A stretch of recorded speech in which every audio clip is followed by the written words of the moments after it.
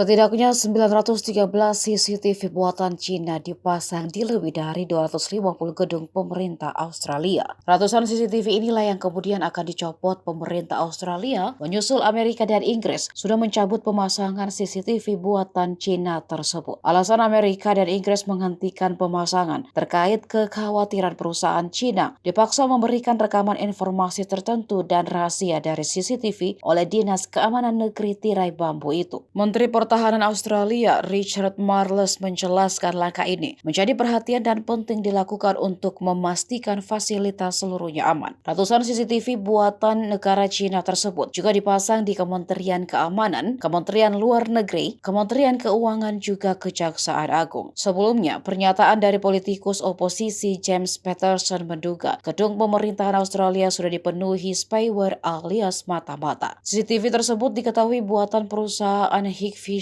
dan Dahua. Amerika menduga kedua perusahaan itu membantu pemerintah Cina melakukan kampanye represif. Pada November lalu, Amerika Serikat bahkan menyatakan CCTV dari dua perusahaan itu berpotensi membahayakan keamanan nasional. Lalu di Inggris, anggota parlemen mendesak pemerintah untuk mengharamkan kamera dari dua perusahaan itu pada Juli lalu, menyusul laporan bahwa perangkat tersebut digunakan untuk melacak warga Uighur. Aksi itu kemudian mendapat respon dari negara Cina. Beijing menuduh tindakan tersebut diskriminatif khususnya bagi para pelaku bisnis. Australia dinilai sudah menyalahgunakan kekuatan nasional untuk mendiskriminasi dan menekan perusahaan Cina.